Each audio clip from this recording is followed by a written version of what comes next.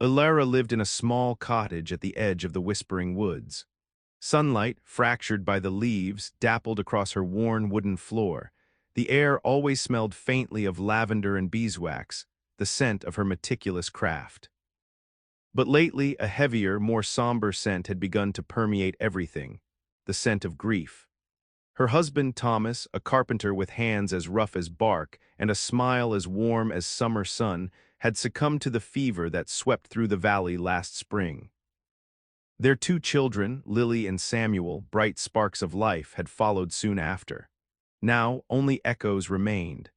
Echoes of Lily's tinkling laughter as she chased butterflies in the meadow, echoes of Samuel's clumsy attempts to build birdhouses with his father. The silence in the cottage was a heavy blanket suffocating her. She tried to fill it with the rhythmic whir of her sewing machine, the soft rustle of fabric, the gentle thud of the iron. Quilting had always been her solace, a way to weave together scraps of memory and create something beautiful and comforting. Now it was her only lifeline. Ilara ran her fingers across a bolt of deep blue flannel, remembering the day Thomas had brought it home. "For you, my love," he'd said, his eyes crinkling at the corners. "The color of the summer sky on the day we met." The flannel felt soft beneath her touch, a phantom caress. She closed her eyes, picturing his strong hands, the way he used to hold her. But the memories were double-edged swords, bringing both comfort and a fresh wave of pain. She often found herself weeping over her sewing machine, tears blurring the vibrant colors of the fabrics. The quilts she made now were different from the ones she used to create. They were heavier, denser, as if she were trying to protect herself from the world, from the sharp edges of loss. Her fingers, calloused from years of stitching, moved almost unconsciously, piecing together intricate patterns. She used scraps of fabric from her children's old clothes, a patch of Lily's floral dress, a square of Samuel's favorite blue shirt. Each stitch was a prayer, a whispered goodbye, a desperate attempt to hold onto the fragments of her shattered life. She lived a solitary existence, rarely venturing into the village. The villagers, kind and well-meaning, offered their condolences, their casseroles, their awkward silences, but Ilara couldn't bear their pity. She preferred the company of her fabrics, the comforting rhythm of her craft. The world outside felt too bright, too loud, too full of life, a stark contrast to the emptiness that consumed her. Only in the quiet sanctuary of her cottage, surrounded by her quilts, could she find a semblance of peace. But even that peace was fragile, constantly threatened by the looming shadow of her grief. One particularly bleak morning, as a relentless rain lashed against the windows of her cottage, Ilara felt a shift within her. The grief was still there, a constant ache in her heart, but something else flickered beneath the surface, a spark of purpose. She couldn't continue to simply exist, consumed by sorrow. She needed to do something, to give something back to the world that had taken so much from her. Her gaze fell upon a stack of finished quilts, each one a testament to her skill and her sorrow. They were beautiful, comforting, but they were also a reminder of her own loss. An idea began to form, fragile at first, but growing stronger with each passing moment. The orphanage, nestled on the other side of the whispering woods, had always held a special place in her heart. She remembered visiting it with Thomas and the children, bringing baskets of freshly baked bread and small, hand-stitched toys. The laughter of the children, their bright, innocent eyes, had always filled her with a sense of joy. Now, the memory of that joy fueled her resolve. She would make quilts for the children at the orphanage. Quilts that would keep them warm, quilts that would comfort them, quilts that would remind them that they were loved. It was a small gesture, perhaps, but it was something she could do. It was a way to channel her grief into something positive, something meaningful. Ilara gathered her fabrics, her fingers moving with a newfound purpose. She chose the softest flannels, the most vibrant cottons, the thickest batting. She imagined the children snuggling beneath the quilts, their faces buried in the soft fabric, feeling safe and secure. She worked tirelessly day and night, her sewing machine humming a steady rhythm. Each stitch was imbued with love, with hope, with a fierce determination to make a difference in the lives of these children. She pictured their small hands reaching out to touch the quilts, their eyes widening with delight. She made quilts in all shapes and sizes, each one unique and special. There was a quilt with a patchwork of colorful animals, a quilt with a pattern of twinkling stars, a quilt with a design of blooming flowers. She even made a quilt with a hidden pocket, perfect for storing a small treasure or a secret wish. As she worked, Alara found herself thinking less about her own loss and more about the children at the orphanage. She imagined their stories, their dreams, their fears. She realized that she wasn't just making quilts, she was making a connection, forging a bond with these children she had never even met. The weight of the batting in her hands felt substantial, grounding. She'd never consciously noted the weight before. Her fingers manipulated the fabrics, feeling the textures, the subtle differences in weave and thread count. The heavy twill, the smooth silk, the napped fleece. Each one called to her and she listened. The rain continued to fall outside, but inside the cottage a warmth began to spread, fueled by Alara's newfound purpose and the love she poured into each and every stitch. A week later, Alara loaded a small cart with the stack of freshly made quilts. The cart wheels creaked a mournful song as she began her journey through the whispering woods towards the orphanage. The path was familiar, one she had walked many times with her family. Each rustle of leaves, each birdsong brought a fresh wave of memories, bittersweet and poignant. The orphanage, a rambling stone building with a cheerful red door, stood at the edge of a sun-drenched meadow. As Alara approached, she could hear the sounds of children's laughter, a melody that both warmed her heart and twisted it with pain. She paused for a moment, gathering her strength, before pushing open the heavy wooden gate. Sister Agnes, a kind woman with a gentle smile and eyes that held a universe of compassion, greeted her at the door. "Alara, dear, what a wonderful surprise," she exclaimed, her voice warm and welcoming. "We haven't seen you in ages." Alara managed a weak smile.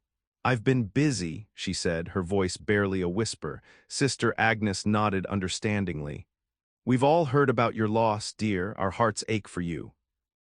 She led Alara inside, into a large, sunlit room where a group of children were playing. The children ranged in age from toddlers to teenagers, each with their own unique story etched on their faces. There was little Thomas, a shy boy with bright blue eyes who clung to a tattered teddy bear. There was Maria, a spirited girl with fiery red hair who loved to climb trees. And there was Samuel, the name struck Alara's heart, a quiet, observant boy who always had his nose buried in a book. As Alara unveiled the quilts, a gasp of wonder rippled through the room.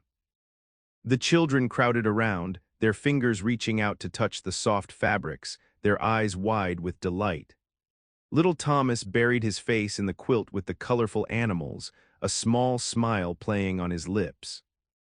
Maria ran her hands over the quilt with the twinkling stars, imagining herself soaring through the night sky. And Samuel carefully examined the quilt with the blooming flowers, tracing the intricate patterns with his fingers. Alara watched them, her heart swelling with emotion. For the first time in months, she felt a flicker of genuine happiness. It wasn't the same joy she had known with her own children, but it was something. It was a connection, a sense of purpose. She spent the afternoon at the orphanage, reading stories to the children, helping them with their lessons, and simply listening to their stories. She learned about their dreams, their fears, and their hopes for the future. She discovered that each child, despite their hardships, possessed an incredible resilience and a boundless capacity for love. As the sun began to set, Alara knew it was time to leave. She hugged each of the children goodbye, promising to return soon. As she walked back through the whispering woods, the cart wheels no longer creaked with sorrow, but with a quiet sense of hope. The echoes of laughter still rang in her ears, a reminder that even in the darkest of times, there was still light to be found. The air, too, felt different, no longer heavy with grief, but light with the scent of lavender, beeswax, and the faintest trace of children's laughter. Alara became a regular visitor to the orphanage. Each week, she would arrive with a new stack of quilts, each one more beautiful and comforting than the last. But more than the quilts, the children cherished her presence. She was a calm, steady presence in their lives, a source of warmth and understanding. She learned more about each of them, their individual quirks and personalities. Little Thomas, despite his shyness, had a vivid imagination and loved to tell stories about brave knights and magical creatures. Alara would sit beside him, listening intently, adding her own details to his tales. She made him a special quilt with a knight embroidered on it, his tiny hand grasping a felt sword. Maria, the spirited redhead, yearned for adventure. She dreamed of exploring faraway lands and discovering hidden treasures. Alara would take her on walks through the whispering woods, teaching her about the different plants and animals, sharing stories of explorers and adventurers. She created a quilt for Maria depicting a map of the world, stitching in tiny, sparkling beads to mark the places she dreamed of visiting. Maria would trace the lines of the map with her fingers, her eyes shining with excitement. Samuel, the quiet bookworm, was fascinated by knowledge. He devoured every book he could get his hands on, his mind constantly seeking new information. Alara would bring him books from her own collection, sharing her love of literature and history. She made him a quilt with quotes from his favorite books stitched onto it, each word carefully embroidered in different colors. Samuel would read the quotes over and over, finding comfort and inspiration in their wisdom. She also got to know the older children, teenagers struggling with the challenges of adolescence and the uncertainty of their future. She listened to their worries, offered them advice, and encouraged them to pursue their dreams. She helped them with their studies, taught them practical skills like sewing and cooking, and reminded them that they were not alone. There was Sarah, a talented artist who dreamed of becoming a painter. Alara provided her with art supplies and encouraged her to develop her skills. She made her a quilt with a palette of colorful paints embroidered on it, inspiring her to create beautiful works of art. And there was David, a gifted musician who longed to play the violin. Alara found him an old, discarded violin and helped him to restore it. She made him a quilt with musical notes stitched onto it, encouraging him to fill the world with his beautiful music. Alara found joy in these small interactions, in the smiles on the children's faces, in the warmth of their hugs. It wasn't the same joy she had known with her own family, but it was enough. It was a way to heal her broken heart, to find purpose in her grief, to make a difference in the world.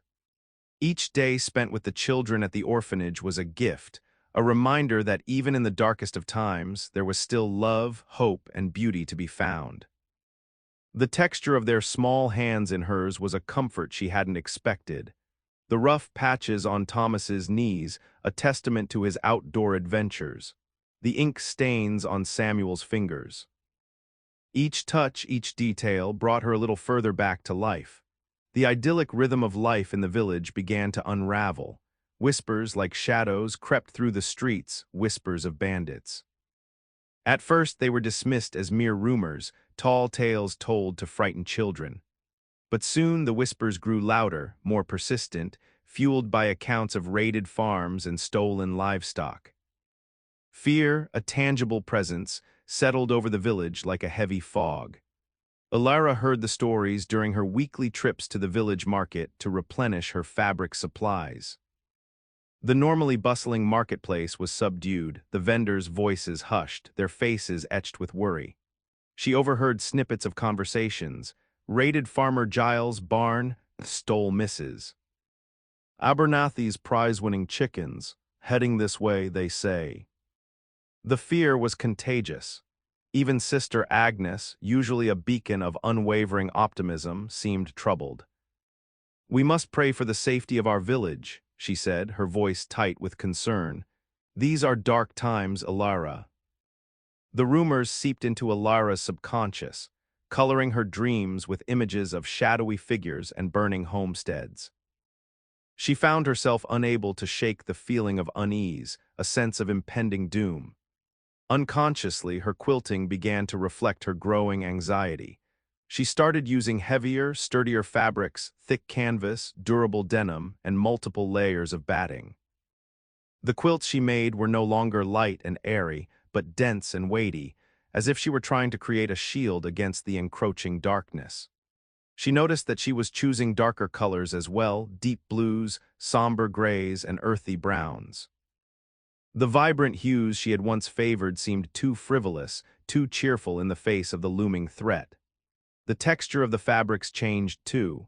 She found herself drawn to rougher materials, fabrics that felt strong and protective in her hands.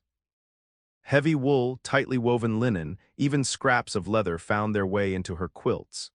She couldn't explain why she was making these changes. It was as if her hands were acting on their own, guided by an instinct she didn't fully understand.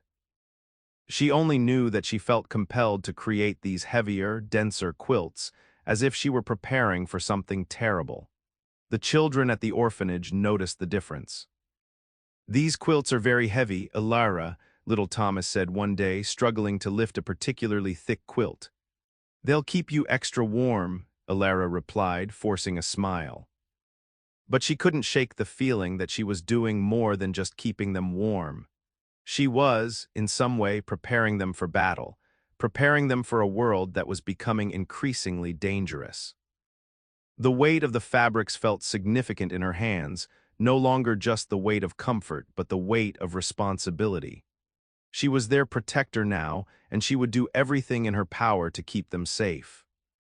The rhythmic thump of the needle penetrating layer upon layer of fabric became the drumbeat of her resolve. The attack came without warning.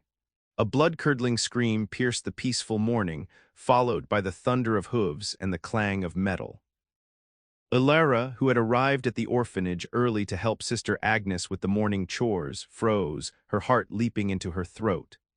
Peeking through a window, she saw them, a band of ruthless-looking men, their faces hidden behind ragged scarves, their eyes glinting with malice. They were wreaking havoc on the village, setting fire to buildings, looting shops, and terrorizing the villagers. Panic erupted inside the orphanage. The children, awakened by the commotion, huddled together, their faces pale with fear. Little Thomas clung to Elara's leg, his small body trembling. Maria, usually so brave, buried her face in Elara's skirt, sobbing uncontrollably. Even Samuel, the ever-composed bookworm, looked terrified, his eyes wide with apprehension. The bandits, having ransacked the village, turned their attention to the orphanage. They surged towards the building, their weapons raised, their voices filled with menacing shouts. Sister Agnes, her face pale but resolute, gathered the children around her. "Stay calm, children," she said, her voice trembling slightly but firm. "We must be brave." Elara felt a surge of protectiveness, a fierce maternal instinct rising within her. She couldn't let these children be harmed. She wouldn't let them suffer the same fate as her own family. A wave of grief washed over her, quickly followed by an unwavering determination. This was not going to happen again. She would protect these children no matter the cost. She looked at the terrified faces surrounding her, their eyes pleading for reassurance. She saw in them the faces of her own lost children, Lily and Samuel, and in that moment her grief transformed into a burning resolve. "Stay here, Sister Agnes," she said, her voice surprisingly calm and steady. "I'll handle this." Sister Agnes looked at her, her eyes filled with concern. "Elara, what are you going to do?" "They're armed." "I have an idea," Elara replied, a glint of determination in her eyes. She reached into her bag and pulled out her quilting needle, a long, sharp instrument that had always been her tool of comfort but now felt like a weapon. She turned to the children, her voice firm and reassuring. "Don't worry, my dears," she said. "I won't let anything happen to you, I promise."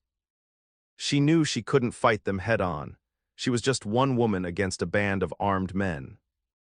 But she had something they didn't, her quilting skills, her resourcefulness, and her unwavering love for these children. She glanced around the room, her eyes scanning for anything that could be used to defend themselves. Her gaze landed on the stack of heavy quilts she had brought earlier that week. A plan began to form in her mind, a desperate, audacious plan that might just give them a fighting chance. "Quickly," she said, her voice urgent. "Everyone grab a quilt." The children, sensing her determination, obeyed without question. Ilara's hands, usually moving with the delicate precision of a quilter, now moved with the frantic speed of a warrior preparing for battle. The texture of fear, thick and suffocating, filled the air. The heavy quilts, meant for comfort, now felt like the only thing standing between them and utter destruction, and Ilara vowed with every fiber of her being to make them enough. "Rip the seams," Ilara commanded, her voice ringing with urgency. The children, though frightened, understood the gravity of the situation and obeyed instantly. With trembling hands, they began tearing apart the carefully stitched seams of the quilts, separating the layers of fabric and batting. Ilara rummaged through the orphanage's storage room, her eyes darting around, searching for anything that could be used to reinforce the quilts. She found scraps of leather from old shoes, discarded metal pots and pans, and rolls of thick canvas that had been used to cover furniture. "Bring them here," she shouted, her voice barely audible above the sounds of the bandits banging on the orphanage doors. With the children's help, she began to assemble the makeshift armor. She layered the heavy quilt fabrics, alternating them with sheets of canvas and padding them with the thick batting. She hammered flattened metal pieces into the batting for added protection, securing them with thick stitches of heavy thread. She used the leather scraps to reinforce the vulnerable areas, like the shoulders and chest. Her fingers flew across the fabric, her quilting needle flashing in the dim light. She stitched with a speed and precision she never knew she possessed, her hands guided by a desperate energy. The familiar rhythm of her craft was now a frantic race against time. The weight of the materials was immense. Each layer added to the bulk and heft of the makeshift armor, making it difficult to move. But Ilara knew that the weight was necessary. It was the weight of protection, the weight of hope. She worked tirelessly, her brow furrowed in concentration, her body aching with exhaustion. She ignored the pounding on the doors, the terrified cries of the children, the gnawing fear in her own heart. She focused only on the task at hand, driven by a primal instinct to protect those in her care. The air in the room was thick with the smell of dust, sweat, and fear. The texture of the materials was rough against her skin, a constant reminder of the urgency of the situation.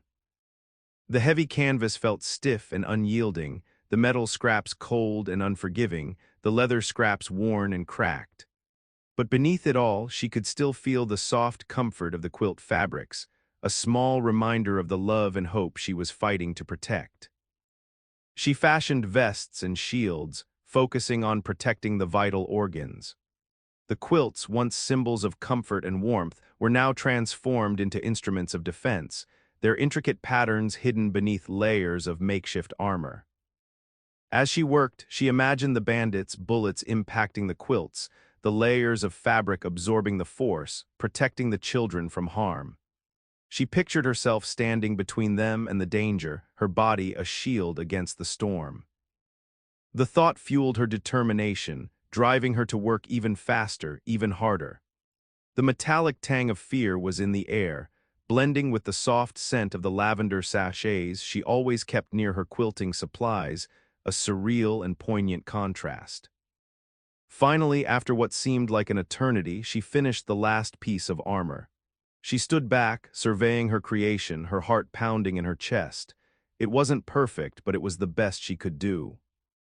It was a shield made of love, grief, and desperation, and it was all that stood between the children and certain death. The pounding on the orphanage doors grew louder, more insistent, threatening to splinter the wood. Ilara knew they didn't have much time. She gathered the older children, Maria, Samuel, Sarah, and David, and began to distribute the quilted armor. "This will protect you," she said, her voice firm but gentle. "It's heavy, but it will keep you safe. Trust me." The children's reactions were a mixture of fear and newfound hope. They looked at the bulky, patchwork armor with a mixture of apprehension and gratitude. The armor was far from elegant, but it was a tangible symbol of Alara's love and protection. Maria, ever the adventurer, straightened her shoulders and donned the vest with a determined glint in her eyes. The rough canvas scratched against her skin, but she didn't flinch. The weight of the armor grounded her, giving her a sense of strength she hadn't felt before. She ran her fingers over the leather reinforcements, feeling the worn texture beneath her fingertips. Samuel, usually lost in his books, looked hesitant. The armor seemed to weigh him down, both physically and emotionally. But he knew he had to be brave. He slipped on the vest, its weight pressing against his small frame. The quilt fabric felt familiar against his skin, a reminder of the comfort and security Alara had always provided.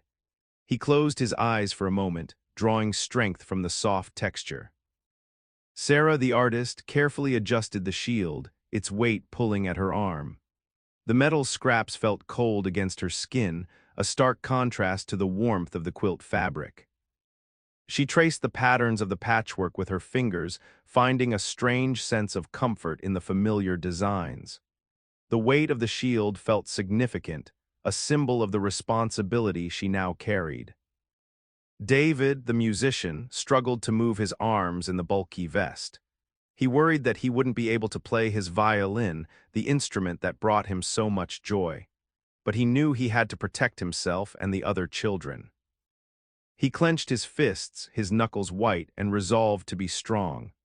The rough wool of the quilt scratched against his neck, a constant reminder of the danger they faced. As they donned the armor, the children looked at each other with a newfound sense of solidarity. They were still scared, but they were also brave. They were ready to fight for their survival, to protect themselves and each other. Alara watched them, her heart swelling with pride and a deep sense of love. She had given them more than just armor, she had given them hope. She had given them a reason to fight. The texture of the quilts against their skin, once a symbol of comfort and security, was now a symbol of resilience and determination. The pounding on the doors intensified, followed by the sound of splintering wood. The bandits were breaking in. It was time to fight. Alara, armed with her quilting needle and her unwavering determination, stepped forward, ready to face whatever lay ahead. She could smell the fear on the air, a sharp, metallic scent that mingled with the faint aroma of lavender from her clothes. And beneath it all, the soft, comforting scent of the quilts, a promise of hope in the face of despair. The orphanage doors splintered inward with a deafening crash. The bandits surged inside, their faces contorted with rage, their weapons glinting menacingly in the dim light. Alara, clad in her own heavy quilt armor, stood firm, her quilting needle held high, a fierce warrior protecting her charges. "Get behind me," she shouted to the children, her voice ringing with authority. They huddled together, their eyes wide with terror, but they obeyed, seeking refuge behind her protective form. The bandits charged, their shouts echoing through the room. The air filled with the sounds of chaos, the clash of metal, the shattering of glass, the terrified screams of the children. Alara lunged forward, her quilting needle a surprisingly effective weapon. She jabbed and thrust, aiming for the bandits' exposed faces and limbs. The needle, sharpened to a fine point, pierced through their clothes, drawing cries of pain and surprise. The bandits, initially taken aback by her unexpected resistance, quickly regained their composure and retaliated. They swung their swords and clubs, aiming to crush her. The impact of their weapons against her quilt armor was jarring. She felt the force of each blow, the weight of the metal pressing against her body. But the layers of fabric and batting absorbed much of the impact, protecting her from serious injury. She heard the thud of a club against her shoulder, the sharp sting of a blade slicing through her sleeve. But she refused to falter.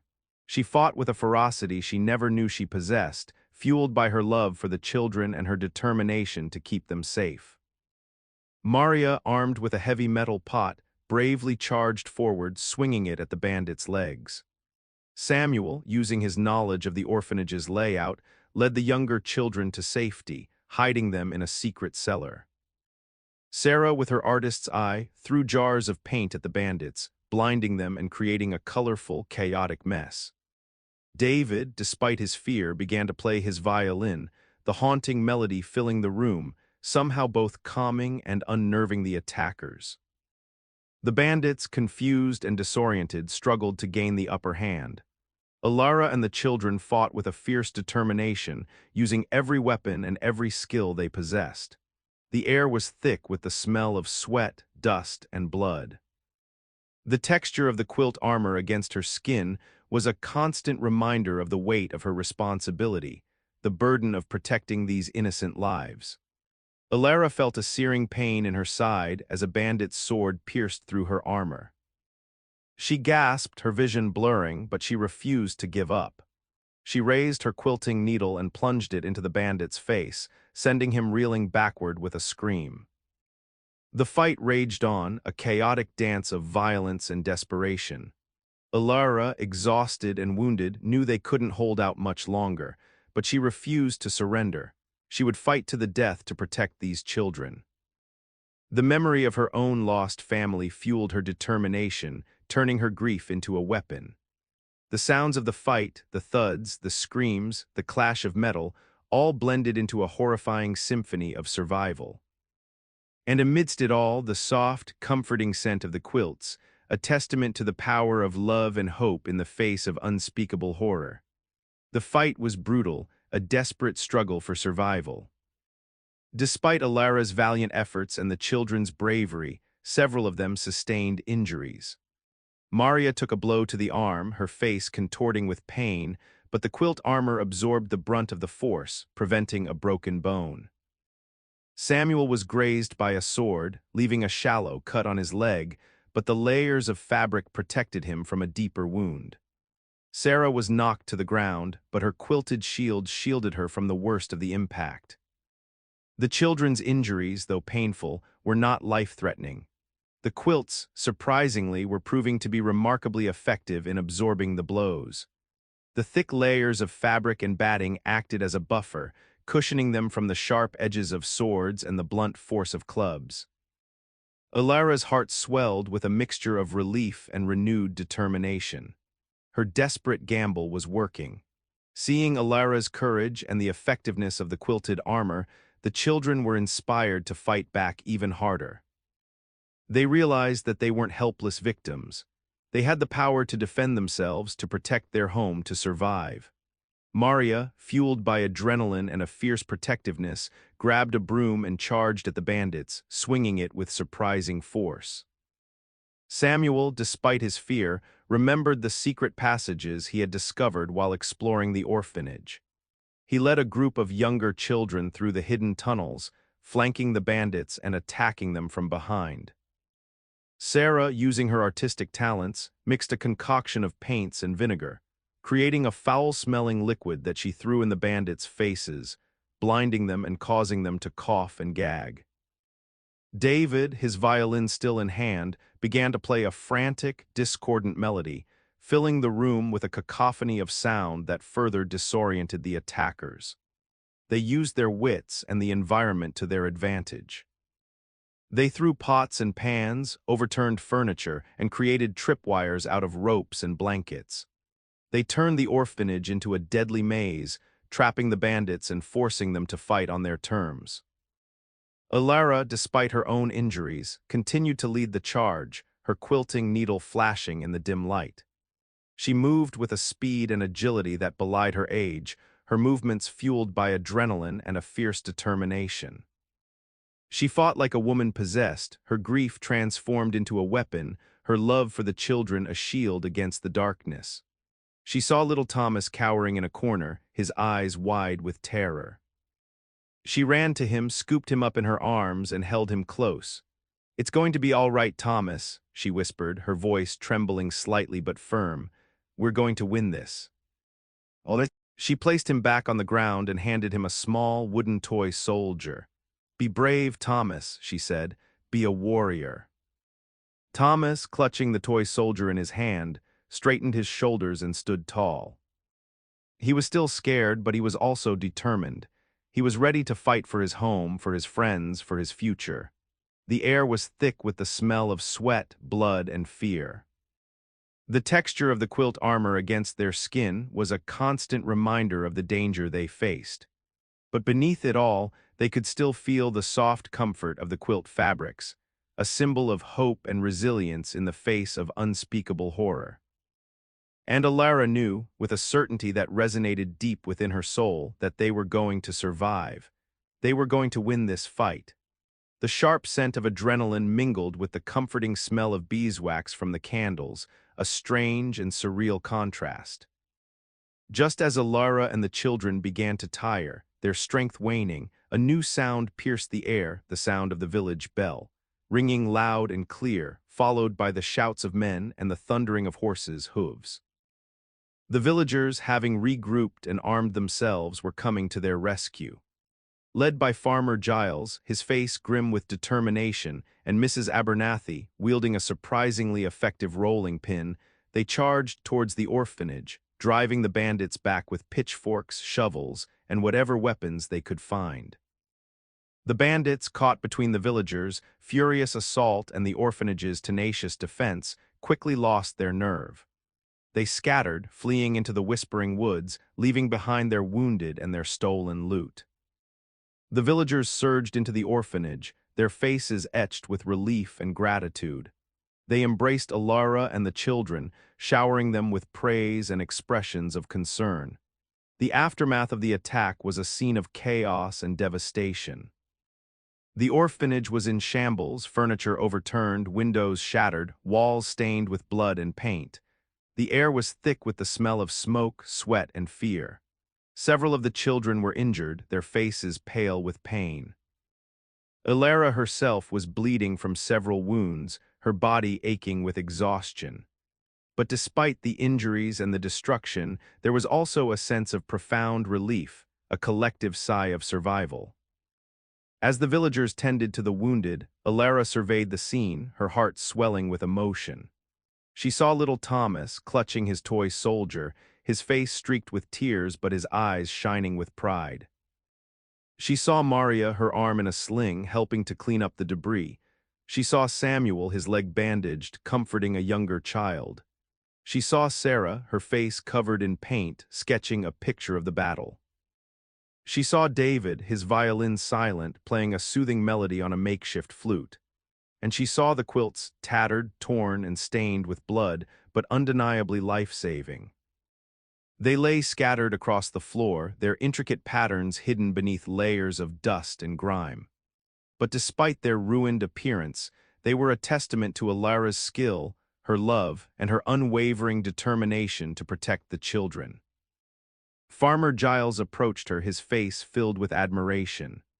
"Alara," he said, his voice hoarse with emotion, "you saved them, you saved us all. Those quilts, they were like shields from heaven."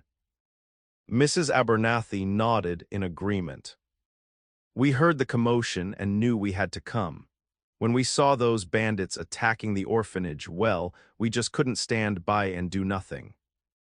Alara managed a weak smile. "We did what we had to do," she said, her voice barely a whisper. She looked at the children, their faces tired but triumphant. They had faced death and emerged victorious. They had proven their courage, their resilience, and their unwavering loyalty to each other. The texture of the tattered quilts beneath her fingertips felt rough and uneven, a stark contrast to the smooth, comforting fabric she had always known.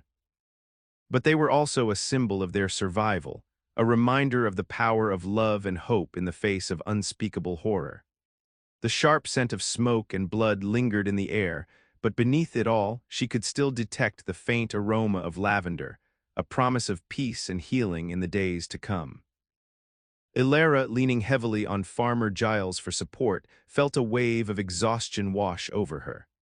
Her body ached, her wounds throbbed, and her mind was reeling from the trauma of the attack. But as she looked at the children, their faces etched with relief and gratitude, she knew that it had all been worth it.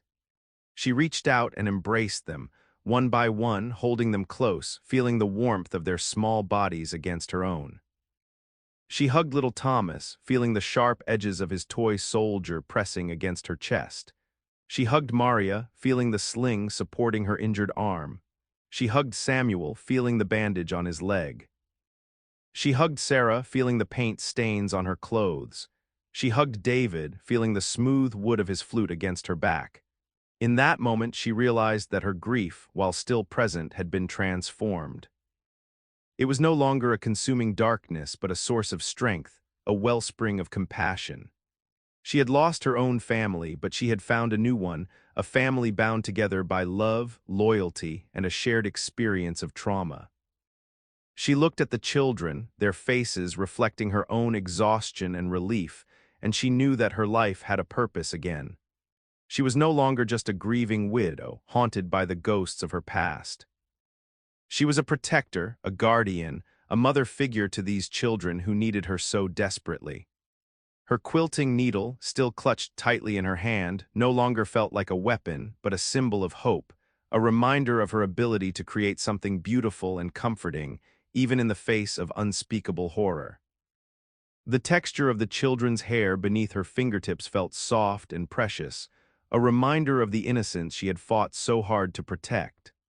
The scent of lavender, which had always been a source of comfort, now carried a new significance. It was a reminder of her own resilience, her ability to find peace and healing, even in the midst of chaos. Sister Agnes approached her, her eyes filled with tears of gratitude. "Elara," she said, her voice trembling with emotion, "you are a true hero. You saved these children, you saved us all." Elara shook her head. "We saved each other," she said, her voice barely audible. She looked at the children again, their faces reflecting her own strength and determination. They had faced death and emerged victorious. They had proven their courage, their resilience, and their unwavering loyalty to each other. And Elara knew, with a certainty that resonated deep within her soul, that they would continue to face whatever challenges lay ahead together. They were a family, bound together by love, loss, and a shared determination to survive. The faint scent of beeswax from the candles mingled with the lingering aroma of smoke and blood, a poignant reminder of the battle they had fought and the peace they had earned. The heavy weight of the quilt armor, now discarded on the floor, felt like a burden lifted, replaced by the lighter, but no less significant, weight of responsibility and love. The future was uncertain, but one thing was clear. Elara had found her purpose, and she would protect these children with every fiber of her being. In the days and weeks that followed, the village slowly began to heal. The damaged buildings were repaired, the stolen goods were recovered, and the fear that had gripped the community began to subside. Elara, too, began to heal, both physically and emotionally. Her wounds gradually closed, her strength returned, and her heart, though still bearing the scars of loss, began to mend. She continued to live at her cottage, but she was no longer alone. The children from the orphanage became frequent visitors, spending their days helping her with her quilting, sharing their stories, and filling her life with laughter and joy. She resumed her quilting, but her craft had been transformed by the events of the siege. The quilts she made were no longer just blankets of comfort, but symbols of resilience and protection. She incorporated elements of the makeshift armor into her designs, using heavier fabrics, thicker batting, and intricate patterns that evoked the strength and courage of the children. She began to incorporate symbols of their survival into her quilts: a tiny embroidered toy soldier for Thomas, a sparkling map for Maria, a quote from Samuel's favorite book, a musical note for David, and a paint palette for Sarah. Each quilt was a unique and personal tribute to the children she had come to love. The colors she used were brighter, more vibrant, reflecting the hope and joy she had found in their company. The texture of the fabrics became even more important, each one carefully chosen to evoke a sense of comfort, security, and strength. She used soft flannels to soothe their fears, sturdy denim to represent their resilience, and shimmering silks to symbolize their dreams. The quilts became legendary in the region. People traveled from far and wide to admire them, to touch them, to hear the story of the grieving quilt maker who had transformed her sorrow into a symbol of hope and protection. The children, too, became local heroes, their bravery celebrated throughout the land. They grew into strong, confident, and compassionate adults, each one carrying the memory of the siege and the lesson they had learned about the power of love, resilience, and community. Years passed and Alara continued to quilt, her fingers moving with the same skill and precision that had saved their lives. Each stitch was a testament to their survival, a symbol of their unwavering love for each other. She often sat on her porch, watching the children, now grown men and women, playing with their own children in the meadow, the sounds of their laughter filling the air. And she knew, with a certainty that resonated deep within her soul, that her life had been transformed by the love and loyalty of these extraordinary children. The scent of lavender always filled the air around her now, not just a memory of her past, but a promise of a bright and hopeful future. And every time she touched a quilt, she felt the weight of their shared history, the warmth of their enduring love, and the unwavering hope for a better tomorrow. The story of Alara, the grieving quilt maker who turned her sorrow into a shield, became a legend passed down through generations, a reminder that even in the darkest of times, love and hope can always prevail.